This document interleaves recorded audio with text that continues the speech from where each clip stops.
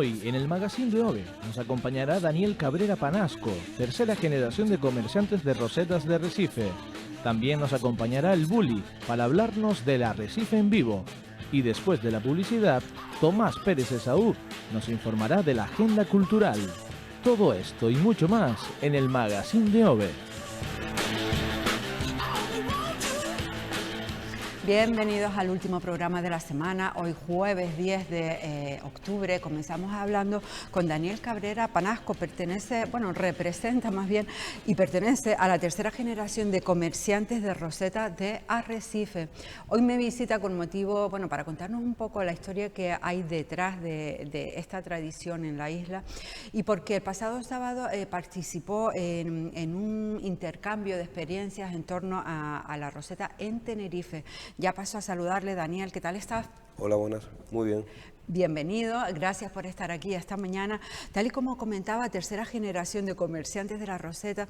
Detrás de esta tradición, casi en extinción, hay una historia que a mí me parece, no sé si es así o no, desconocida para gran parte de la población. Bien, como dices, la roseta está declarada oficio tradicional en extinción por la Ley Canaria de Artesanía. Está declarado. Sí, y esto siempre fue una industria aquí en la isla.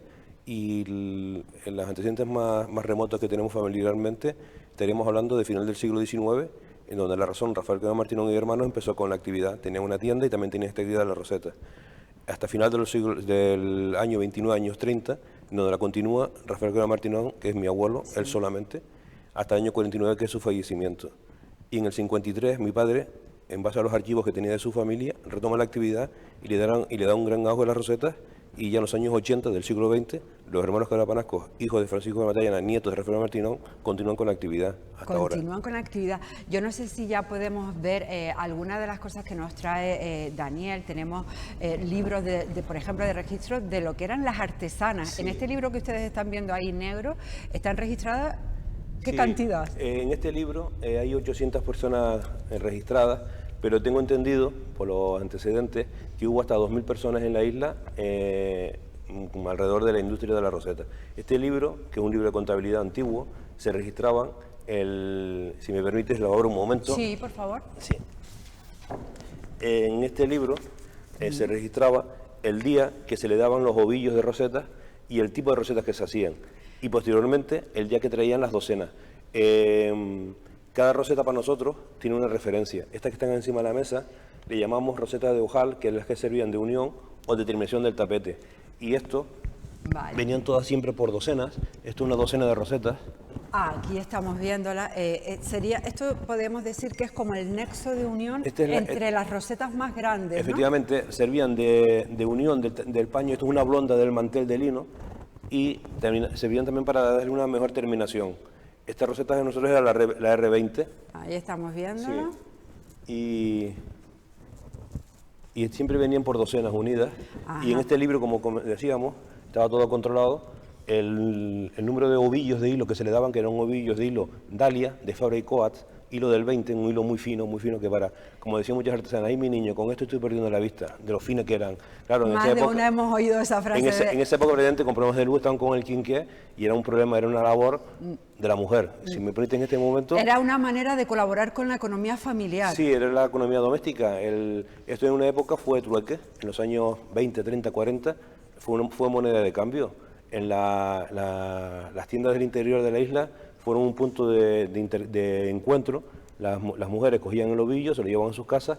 Nunca las artesanas nunca compraban la materia prima siempre se les daba. Muy bien. ¿Ustedes les daban el hilo, digamos? Sí, si eran en la tienda de Arrecife, se llevaba el hilo a la tienda. Sí. La tienda entregaban los ovillos a las mujeres se llevaban los ovillos de hilo, del Dalia del 20, hacían las rosetitas y luego la traían a la tienda.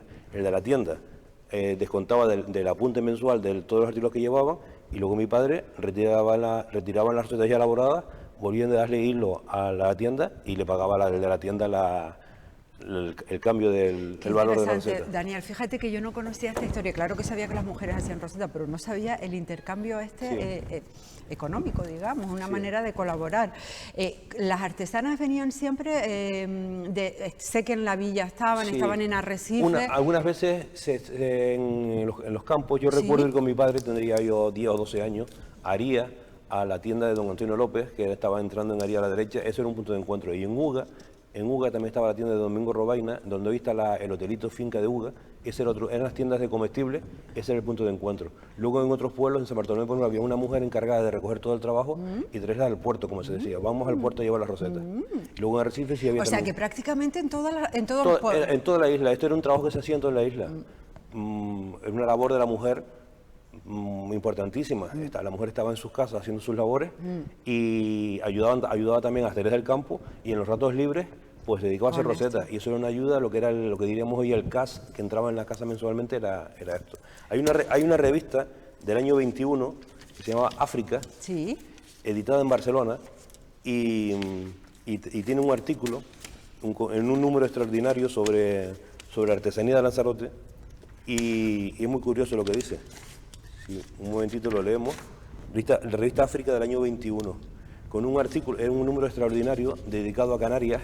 Año 21. Año 1921, África, editada en Barcelona. Industrias Canarias, bordados y calados. Entonces, lo leo un segundito. Sí, por favor. Dice, Industrias Canarias, bordados y calados. Una de las industrias en que más destacan las Islas Canarias es sin duda alguna la de bordados y calados. Se está refiriendo a las rosetas.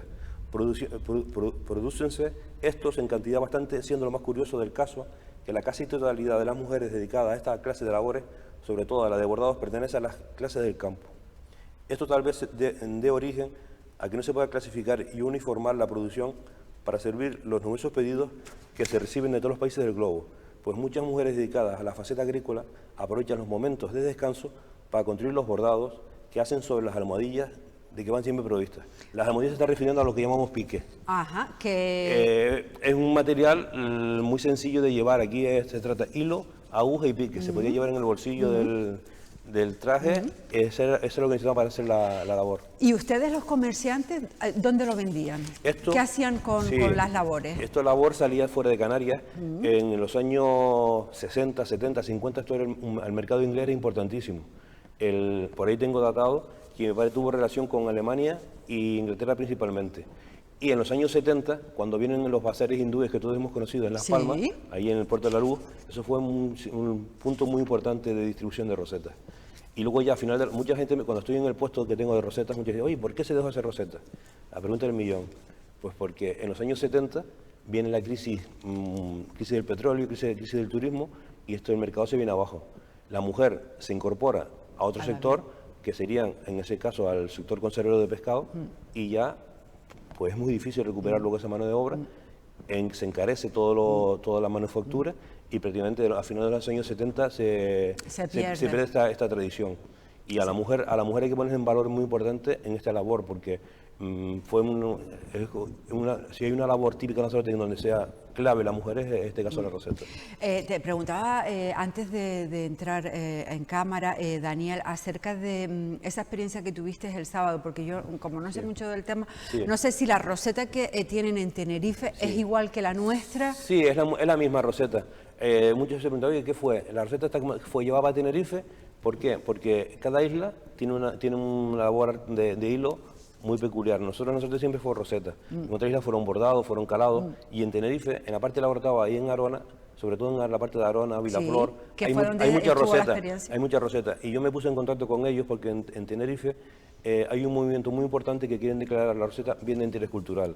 Sobre todo en Arona hay un museo, en el Museo Iberoamericano de Artesanía hay una sala dedicada a la roseta, espectacular. Yo recomiendo visitarla porque el que conozca este trabajo le va a encantar, muy bien puesta. Y en Arona, en la Casa de la Bodega, creo que se llama en Arona, donde muestra donde las jornadas del sábado roseteando, también hay una sala dedicada a la roseta.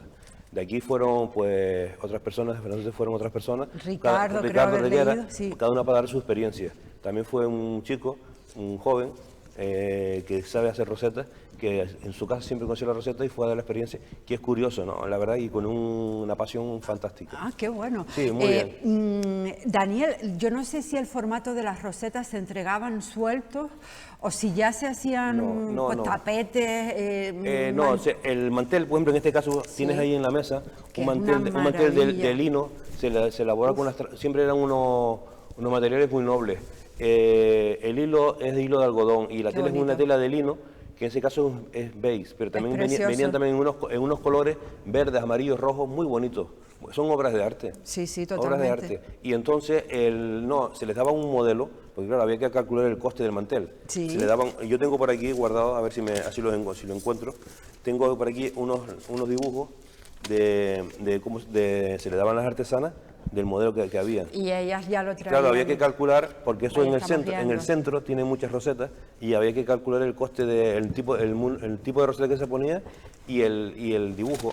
¿Y por qué ustedes pedían unas cosas y otras? ¿Por modas? ¿Porque era lo que pedían los...? No, en el caso, por ejemplo, del mercado inglés había un mantel que llamamos un mantel de té, un mantel de 1 por 1 que era dedicado al mercado inglés. El inglés conoce muy bien este trabajo.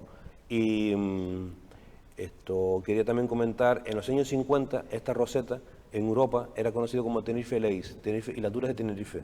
Bueno, ese es el debate. ¿Cuál es primero, la roseta de Lanzarote o la de Tenerife?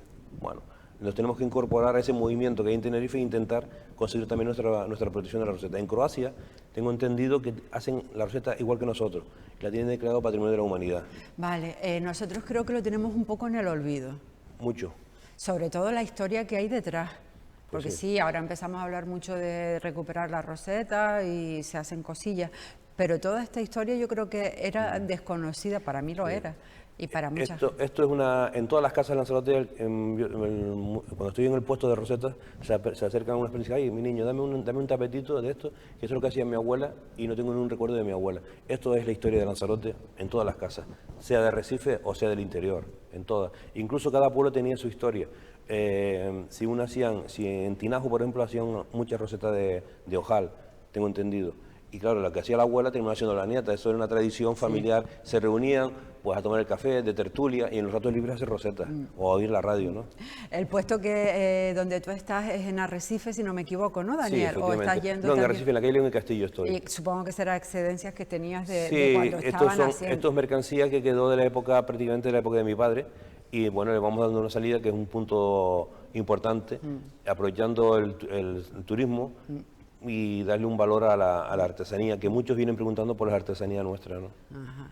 La gente es consciente de que es artesanía, y no son de estos que vienen... Algunos son un poco escépticos y dicen, "Ay, esto está hecho a máquina, ¿cómo es posible que esto esté hecho a mano?" Digo, no, esto está hecho a mano. Se nota Esto está hecho a mano, perfectísimamente. además se nota la roseta, que en la roseta últimamente habían como 4 tipos de roseta. Teníamos la de ojal, la ordinaria, de surcido y los centros. Porque claro, se fueron simplificando modelos de rosetas y cientos de modelos de rosetas. Y se fueron simplificando por el tema de la rapidez de mano de obra y del coste del hilo, la rapidez. Es Y una maravilla. normalmente la que hacía la roseta no hacía el tapete. El tapete, le llamamos tapete, pues todos estos que están aquí. Esto es un catálogo. Sí. Estos son todos tapetitos que tienen todas sus referencias, ¿no? A ver si... Ponlo un poco vertical. Perdón. Ahí lo Ahora, estamos viendo. sí. Perfecto, gracias. Tengo poca experiencia en esto. Sí, gracias. Y son unos tapetes, y aquí están los modelos, Ajá. y tienen todas sus referencias. Y la que hacía la roseta no hacía el tapete. Para hacer el tapete intervenían las presilladoras, las que ensamblaban, las que unían. Las que unían Claro, cada pieza. cuando traían las rosetas aquí al despacho, luego se daban las rosetas a otras mujeres, pues siempre elabore el 25H. Y intervenían las presilladoras. Luego también estaban las planchadoras, pero las roseteras o las artesanas de la roseta y las presilladoras son las claves para... Y perdón, me preguntabas algo antes. Ya se me ha ido, pero vamos, que por el diseño, ¿por qué? Sí. ¿Qué era lo que Sí. más pedían? Bueno, en ese momento ¿para qué se hacían estos tapetitos? Pues para ponerlos en el sillón, en la mesita, en la panerita. Hoy en día hay quien compra un tapetito para ponérselo al vestido. Sí. Pues son las nuevas técnicas. O coger la receta para hacer unos zarcillos, unos pendientes. Para lo que uno quiera, la imaginación de cada uno. O hay Sí, quien sí. coge el camino largo y se lo pone para un fular. Pues no, la imaginación de cada uno. Siempre se usó blanco y crudo, hilo blanco y crudo. El crudo era un hilo más caro, costaba más. Eso te iba a decir, Sí, me gusta muchísimo el crudo. El crudo era más caro. ¿Por qué se introdujo el crudo? Muchas artesanas no querían llevar el hilo blanco, porque daba lugar a que se estropeasen, las manos sucias, y tenían miedo que el trabajo se les rechazase. Entonces, el crudo y blanco. Hoy en día, pues se está usando también un hilo más de color, amarillo, rojo, verde, muy bonito. Todo va evolucionando. Hablábamos antes de la receta de Tenerife de Lanzarote. La receta fue llevada por los inmigrantes a América. En Paraguay le llaman ñandutí. Y ahí usan unos hilos de colores preciosos. En Brasil, en Venezuela, la llaman también soles de Maracaibo. Esto es una historia nuestra fantástica que, bueno, yo a lo mejor hablo un poco me emociona, y perdona si me vengo un poco arriba. No sabes lo bien que me está haciendo conocer toda la historia, de verdad que... la historia de nuestra artesanía, sí. Que, bueno... Y me encantaría tener el testimonio de alguna de las artesanas. Yo creo que se podría, hoy en día, pues a todas aquellas mujeres que vivan en Lanzarote, que tengan 70 años, 60 años, han conocido la historia, hacer un trabajo de campo. Si hay alguien que nos está viendo y le gustaría, pues eso, contarnos un poco su experiencia, a mí me encantaría recibirla y escucharla. Hay personas que lo siguen haciendo en sus casas, y yo me encuentro en el puesto que se acerca gente joven y me dicen, oye, ¿dónde puedo aprender a hacer recetas? Pues mira, esto nunca hubo una cooperativa, esto se hacía en las casas. Es una lástima. En las casas, y además en la que Pero se debería de retomar. Por supuesto, y la que hacían un modelo de recetas, no hacían la de hojal o la ordinaria ordinaria y, perdón, la de surcido. No sabían hacer todos los tipos de recetas. Era una industria y además especialización de la receta más rápido para hacerla. Sí. Entonces, hoy, bueno, hay que...